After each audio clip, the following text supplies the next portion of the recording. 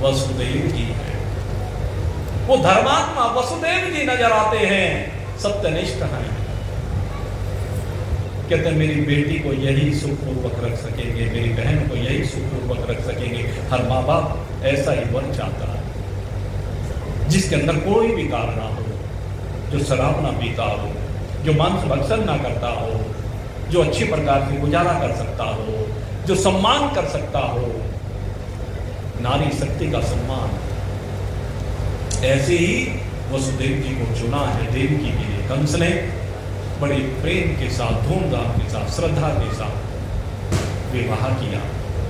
और विवाह करने के उपरांत अब विदाई की बारी आई। विदा कर रहा है, और जब विदा करने लगा तो इतना दुखी अपनी बहन का जो बिछो है वो सहन नहीं हो रहा है। सारथी को नीचे उतारा, और सारथी को उतार करके क्या किया? स्वयं सारथी ने, और सारथी बनकर के जैसे रथ को हाँकना चाहता है, तुरंत आकाशवाणी हो जाती है, अरे पापी दुष्ट कंस, जिस अपनी बहन को तो इतने प्रेम के साथ विदा कर रहा है, इसी का 8वां पुत्र तेरा काल होगा। और जैसे ये कहा, कंस को क्रोध आ गया। जिस बहन से प्रेम करता है उसी बहन को मारने के लिए अपने म्यान से खड़ग निकाली, और खड़ग निकाल करके देवकी को मारने के लिए उद्यत हुआ। वसुदेव जी बीच में आगे क्या कर रहे? कहते वसुदेव जी तुमने सुना नहीं? अरे अभी भी आकाशवाणी हुई है, उसने कहा इसका 8वां पुत्र तेरा काल होगा, न रहेगा बांस न बजेगी बांसुरी, मैं इस देवकी को ही मार देता हूं। अरे तेरी बहन है, स्त्री जाति की है, कन्या है, अभी अभी तूने इसके हाथ पर मेहंदी रचाई है, हाथ पीले किए हैं, तू तो इससे बड़ा प्रेम करता है। कहता है मैं सबसे ज्यादा प्रेम अपने से करता हूं। कहने सब झूठा दिखावा था कि हाँ दिखावा ही तो था झूठा।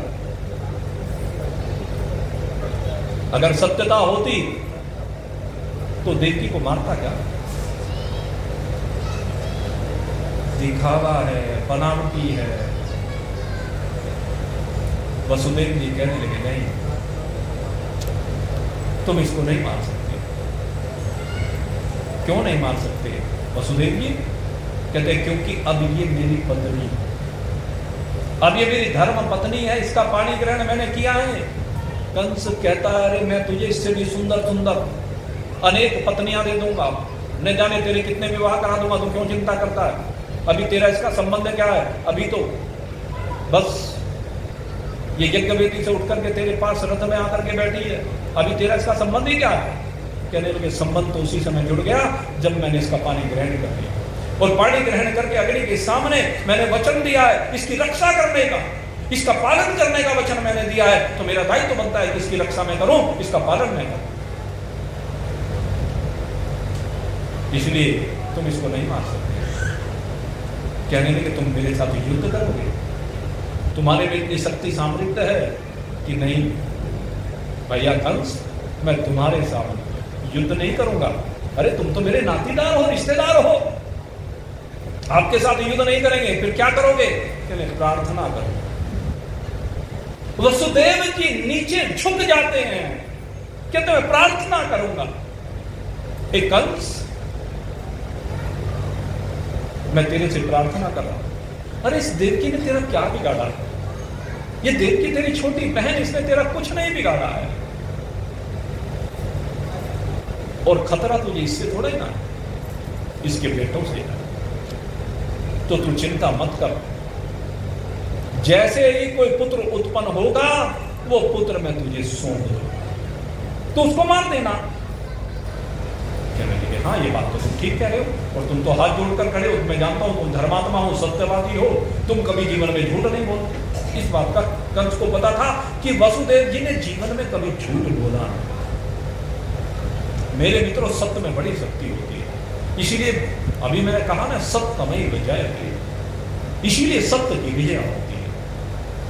वसुदेव जी विजयी हो गए, उनके सत्य ने उस असुर को भी परास्त कर दिया।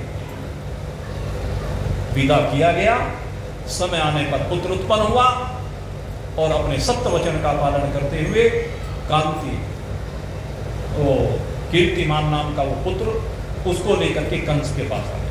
कंस ने देखा, नहीं वसुदेव जी मेरे पास क्यों आए? कहते मैंने तुम्हें वचन दिया था कि जो भी पुत्र उत्पन्न होगा उसे तुम्हें दूंगा। कहने लगे लेकिन इसने तो मेरा कुछ नहीं बिगाड़ा, 8वां जो पुत्र है उसकी बात थी, आकाशवाणी ने कहा था ले जाओ, छोड़ दिया। लेकिन देवताओं में तो खलबली मच गई भाई। जैसे राम जी राजगद्दी पर बैठ गए तो खलबली मच गई थी। और आज जरा समय मत देखना भाई, यहाँ तो आज आए हो ना, कभी 12 बजे का समय देखने लगो, पर आज 12 की कोई लिमिट नहीं, 1 बजे तक चले गया। पहले बता देता हूँ, कभी क्योंकि लोग घड़ियां देखना शुरू कर देते हैं। अब मैंने घड़ियां ही रखी नहीं रखी, मुझे पता ही नहीं समय क्या हुआ, मुझे नहीं पता क्या समय हुआ, लेकिन बता देता हूँ, इसलिए घड़ियां देखना मत शुरू करना। अरे भगवान की प्रतीक्षा जब देवता कर रहे हैं, साधु संत महात्मा कर रहे हैं, तो भगवान को ऐसे थोड़ा ना प्रकट होते हैं, प्रतीक्षा करनी पड़ती है। तो देवताओं में खलबली मच गई। देवताओं में राम जी के राज तिलक के समय भी खलबली मच गई थी कि अगर यदि राजगद्दी पर राम जी बैठ गए तो रावण को कौन मारेगा, जो राजकाज में लग जाएंगे।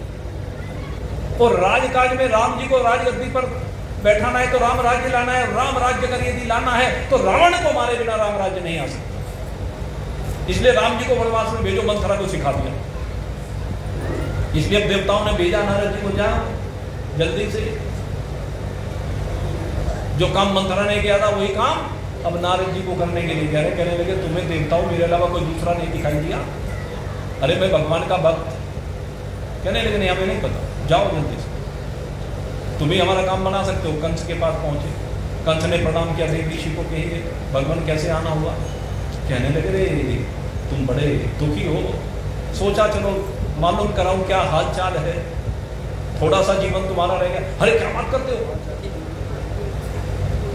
अरे 8 पुत्र होने तो अभी तो इतना समय तो है। कहने लगे हाँ, और फिर 8वां जैसे पैदा हो जाए उसको मार दूंगा।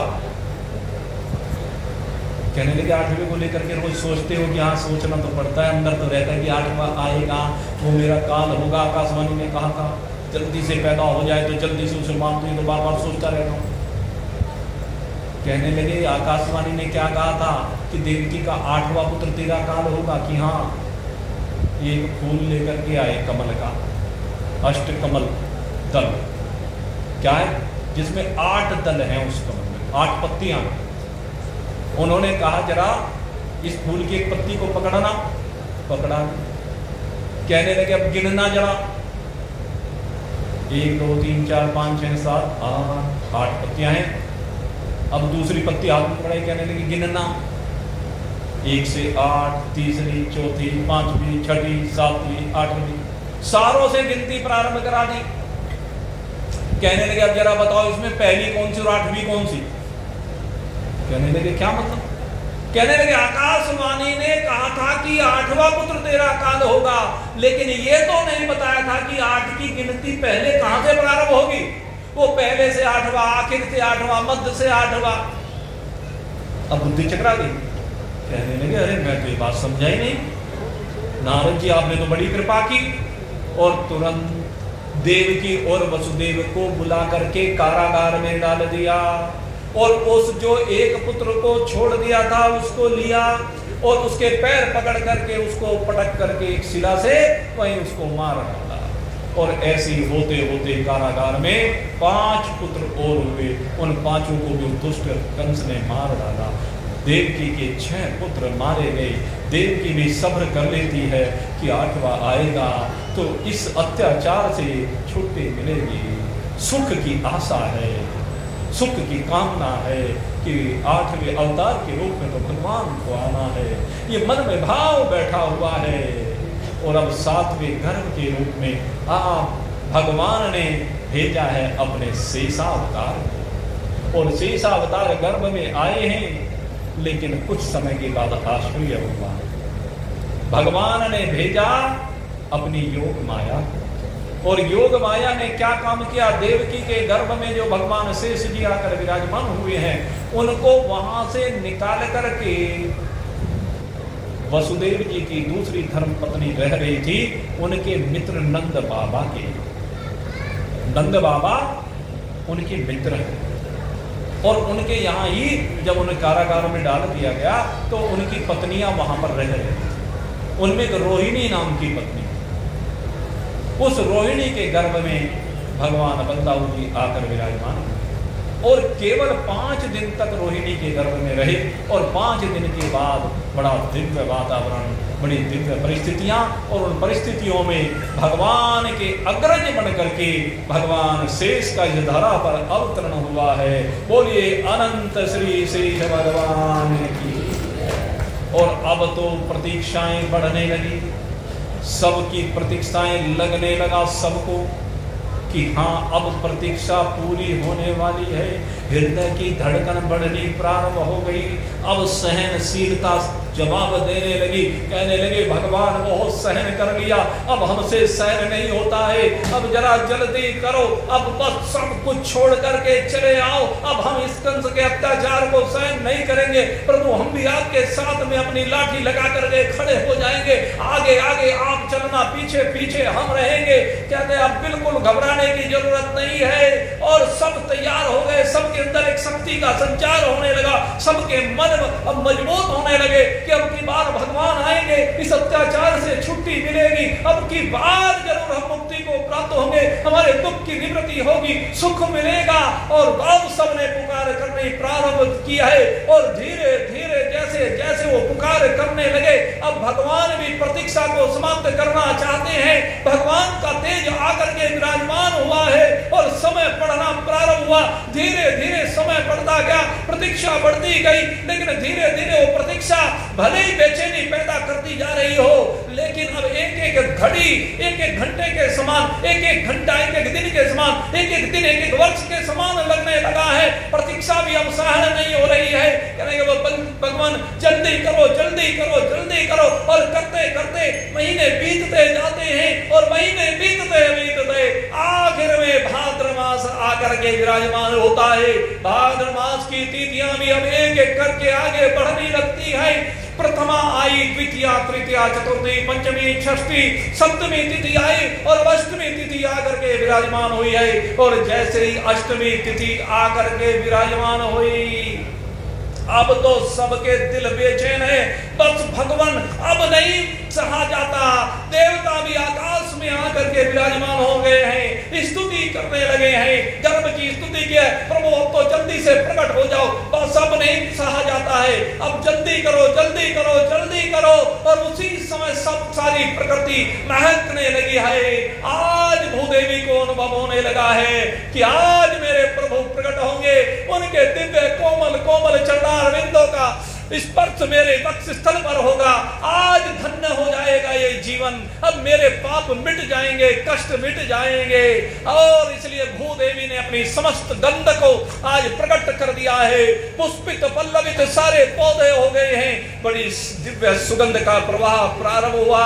दिन धीरे धीरे बीतना प्रारंभ हुआ, रात्रि काल आया, रात्रि भी अब बीते जा रही है। बुधवार का दिन है, रोहिणी नक्षत्र आकर के विराजमान हुआ है। यमुना कल कल कल कर करते बह रही है। श्री कृष्ण गोविंद हरे मुरारे, हे नाथ नारायण वासुदेवा कह करके भजन कर रहे हैं सब संत ऋषि मुनि। सबने पुकारना प्रारंभ किया है, सबने कहा प्रभु आ जाओ। संतों मुनियों ने आज कहा प्रभु अब प्रतीक्षा सहन नहीं हो रही है, अब तो बस प्राण घट में से निकलना चाहते हैं, कंठ में प्राण आ गए प्रभु, अगर आज नहीं आए तो फिर हम हमारे जिस्म से ये प्राण निकल जाएंगे, हे प्रभु इसलिए शीघ्रता कीजिए। और भगवान ने भी अब वैकुंठ से अपने चरणों को आगे बढ़ाया है। भगवान आगे बढ़ने प्रारंभ हुए हैं, रात्रि का समय है।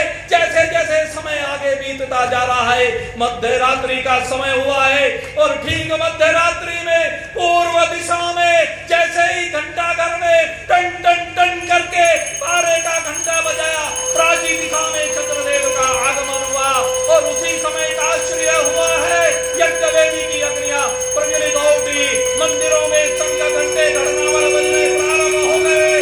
और जैसे ही शंख घंटे गणनावल बजने प्रारंभ हुए, उसी समय आहुतियां दी जाने लगी। ओम अग्ने स्वाहा इदम अग्ने इदम नमः, ओम प्रजापते स्वाहा इदम प्रजापते इदम नमः, ओम इंद्राय स्वाहा इदम इंद्राय इदम नमः, ओम वरुणाय स्वाहा इदम वरुणाय इदम नमः,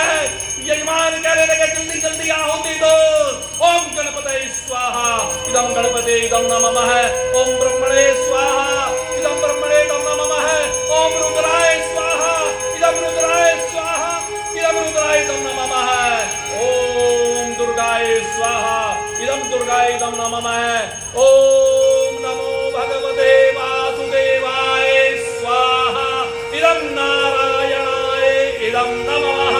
और जैसे ही आहुति दी गई उसी समय पर उस कारागार में महादेव जी के सन्मुख भगवान श्री हरिनारायण चतुर्भुजी स्वरूप में शंख चक्र गदा पद्म धारण किए हुए प्रकट हुए हैं। भगवान का दिव्य प्रकटन हुआ है। सारा कारागार दिव्य प्रकाश से जगमगा गया है। देवकी और वसुदेव ने देखा है मेरे सामने आज भगवान आकर के विराजमान हुए हैं। शंख चक्र गदा पद्म धारण किए हुए ये चतुर्भुजी नारायण आंखों से जलकर आंसू बहने लगती है, वाणी गदगद हो जाती है, सारा शरीर रोमांचित हो उठा और हृदय से भाव प्रकट होने प्रारंभ हुए हैं। अब स्तुति की है, आइए हम सब भी मिलकर के अपने भगवान की स्तुति करते हैं। भय प्रकट गोपाल यशोमती के हर्षित महतारी रूप निहारी मोहन बदन मुरारी कंसासुर जाना अति भय माना पूतना वेग पठाई ते हर्षित धाई मन मुस्काई गई जहाँ यदुराई ते जाए उठाए लगाए पयोधर मुख में दीना तब कृष्ण कनाई मन मुस्काई प्राणता सोहर लीना जब इंद्र रिसाए मेघ पठाए बस करताए मुरारी गौवन हितकारी सुर मुनि हारी जग पर गिरवर धारी कंसासुर मार अति अहंकार वत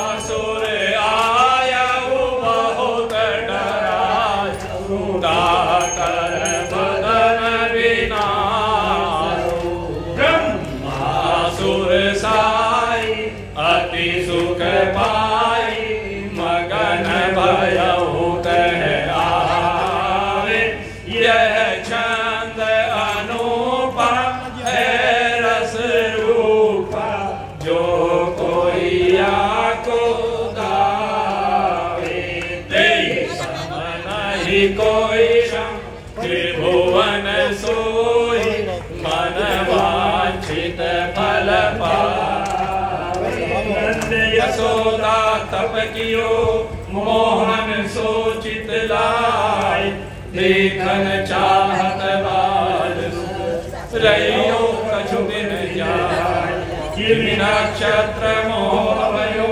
तिमि नक्षत्र बढ़ जाय चार बधाई रीति सो करत यशोदा माय भज गोविंदा गोपाला मुरली मनोहर नंदलाला भज गोविंदा गोपाला मुरली मनोहर नंदलाला मेरो मुरली मनोहर नंदलाला मेरो मुरली मनोहर नंदलाला रे भज गोविंदा गोपाला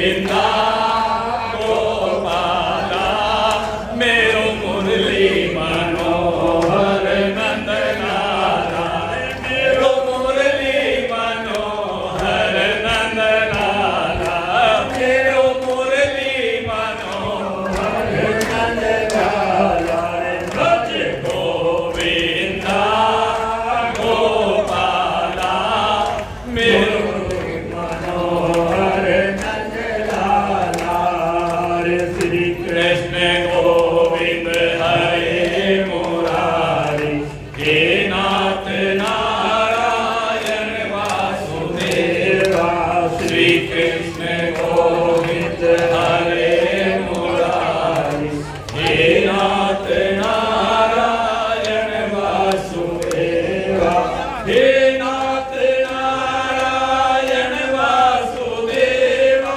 हे नाथ नारायण वासुदेवा हे नाथ नारायण वासुदेवा हे नाथ नारायण वासुदेवा श्री कृष्ण गोविंद हरे मुरारी हे नाथ नारायण वासुदेवा हे नाथ नारायण वासुदेवा